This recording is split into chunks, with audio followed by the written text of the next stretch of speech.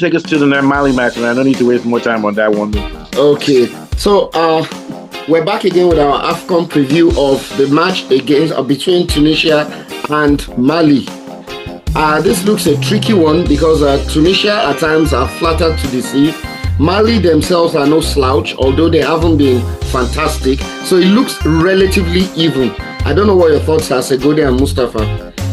Yeah, it looks like it's an even one for me. Tunisia is a good team in that they're good with technically passing and everything, well organized in midfield and defense, mid block. They're pretty good on the break. But the problem is they can be disrupted in midfield if you have a strong team. Teams like Mali, teams like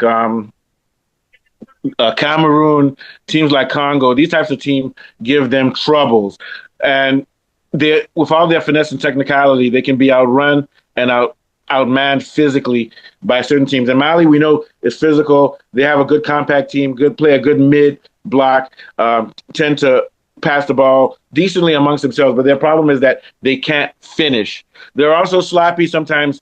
They can be caught in transition sometimes and disorganized at the back. But usually when the ball is facing them, their defense is good when the ball is facing them, and they're able to have numbers in midfield and in defense and play physically. So I'm going to give a slight edge to Mali because of the physicality, but they're going to have to score, and it's difficult for them to score. The only way I really see them scoring is maybe if they get lucky through a set piece, or on the break, they can score if they have a 1v1. But if it's not a 1v1, it's very difficult for Mali to score. That's their problem. It's very, very difficult for them to score, or they'll get lucky with deflection. We know Tunisia is sound defensively and everything, and if Tunisia loses this, it's going to be a close game in which Mali gets a goal on the break. So I'm going to predict that this game is actually 50-50 of going into penalties, or I'm going to give the nod to Mali. Mali win or draw. Then in penalties, we never know what will happen. What are your thoughts, Afolabi? Yeah, you're absolutely right there. I think the best. I think what actually happened here, it could go to extra time. Really, I think both teams could cancel themselves out, and it could end up goalless at the end of regulation time, and we could see an extra time victory, slight victory for Tunisia, or possibly we could see penalties here, because like you said, the Tunisian team are very technical, but the physicality of the Malian team might bring a lot of problems to Tunisia. But then again, Tunisia look to be very adept at carrying out set pieces. You know, Nigeria was a bit careless with them. Why not for the fact that we had scored 3 goals? They almost came back in that game. It was an indirect free kick and a penalty that resulted in their 2 goals. So I think Mali need to watch out with their physicality. They need to be level-headed and disciplined so they don't hand initiatives of simple like corner kicks and free kicks to Tunisia. They are quite good at converting those kind of chances,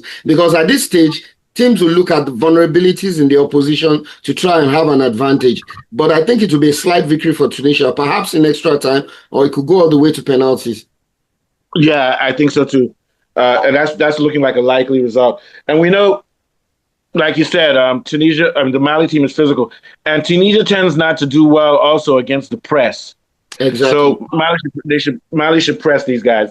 Like I said, Mali is just going to have to find ways to score. But the thing about them is they'll score a goal. That's what they usually do anyway. Yeah, even when they have a poor game, they'll score. The question is, can Tunisia score? But I think this is going to go down to the wire. Like you said, it's extra time. What are your thoughts, Mr. Segodi? No, absolutely. You know, these two teams have played each other like in every AFCON. They get to meet each other. Like, and Mali's unbeaten against them lately. And most of the time it's been draw. Yeah. It's been draw all the time. So if you look at the game, Tunisia struggled a lot against the physicality. You know, like, this is not the Tunisia team that we've seen against Brazil. You know, like, against Brazil, they played very, very, very well. But here at AFCON, they're struggling a lot. And then if you look at how physical Mali is, I think Tunisia is going to have really lots of problems dealing with the physicality of the Mali team. But also, when you look at Tunisia, the North African teams, they are very good in creating like set pieces. Like, it might be decided by a penalty, a Tunisia penalty, scoring a penalty or something like that. Because they're very good in game goes to penalties. Tunisia they tend to have better technical players. For things like yes, for sure. For sure. Yes. All right, so we're done with that one. Any last thoughts, Afolabi? Before we have a special surprise for us after this one, another topic really quickly. Yeah, basically I feel Tunisia, when it comes to penalty kicks, I'm sure they would have been drilling their players. They will be a better calm, to take those pens. I could see the Malians just putting the ball left, right, and sideways. When it comes to penalty kicks, those Arab teams are usually, better at it.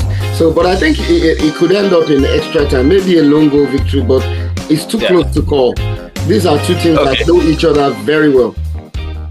All right. Okay, so this is a quick one. We're going to talk